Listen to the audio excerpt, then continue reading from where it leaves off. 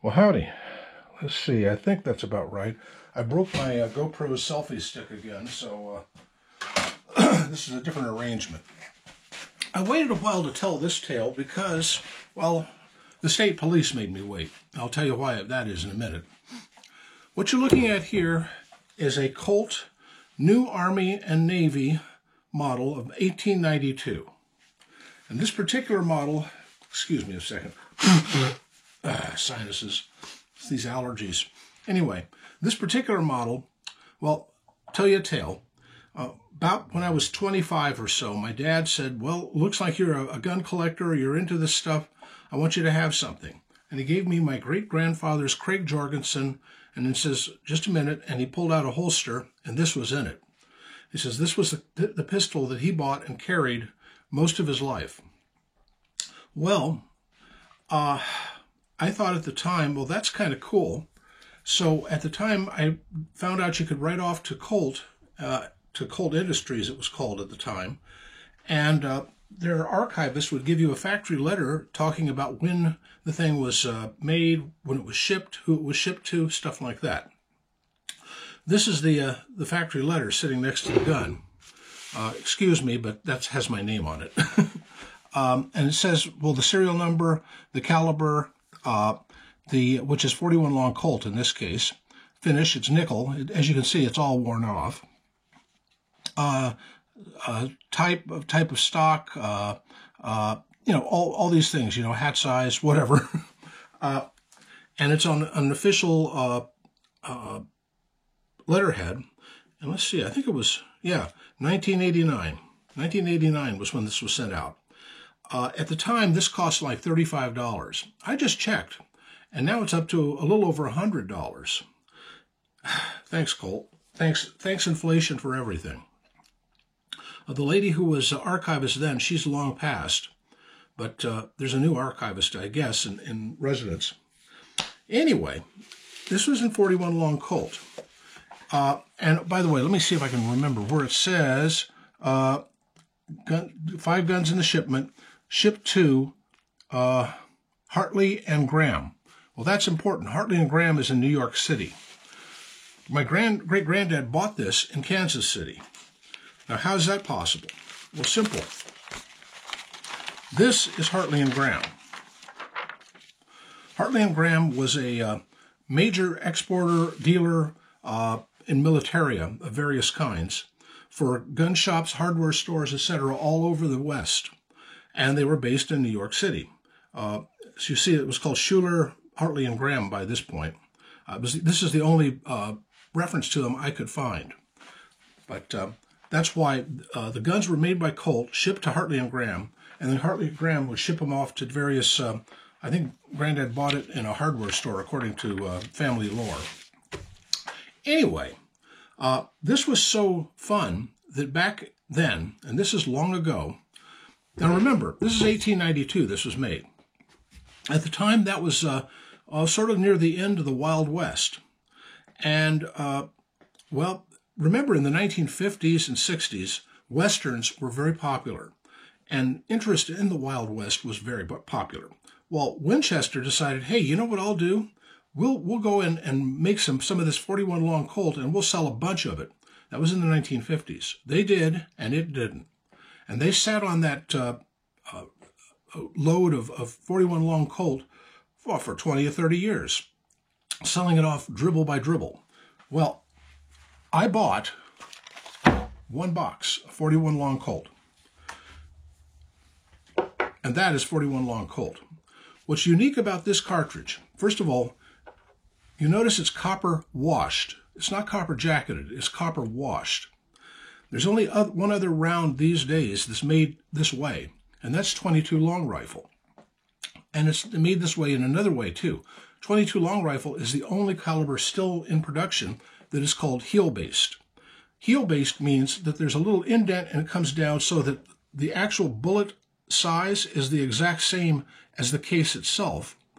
And there's a little indent inside that fits down inside the case, and the only lube on it is down inside the case in that indent. This is the only caliber, or the last caliber made that way. 41 long Colt is no longer made. And finding any kind of 41 caliber bullet that's heel-based to reload it would be really impossible these days. I've checked, even Era's Gone doesn't sell the mold for it. This box is from the, what were they called then? Winchester Western Division, which was the of the Olin Corporation. Back then they had an agreement.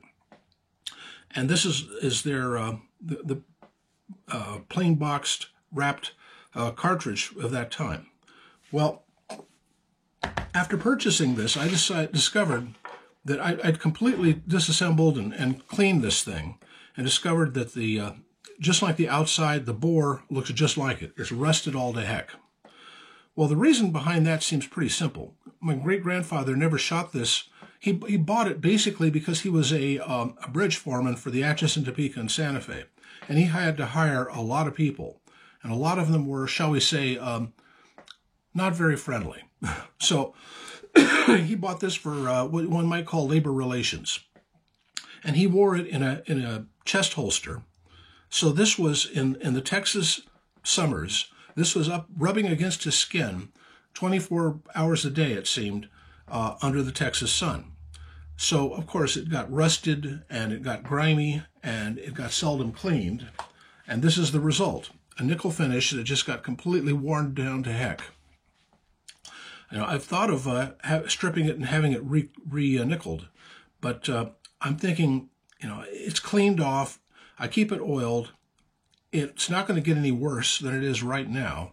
And all of the rust marks on it, well, they came from family, so I don't know if I really want to destroy that. But I'm not about to shoot any of these in it. Well, then something else came up. This is where the state police comes in. I bought another gun. And that gun, I'm in Oregon. And in Oregon, they just passed this Measure 114.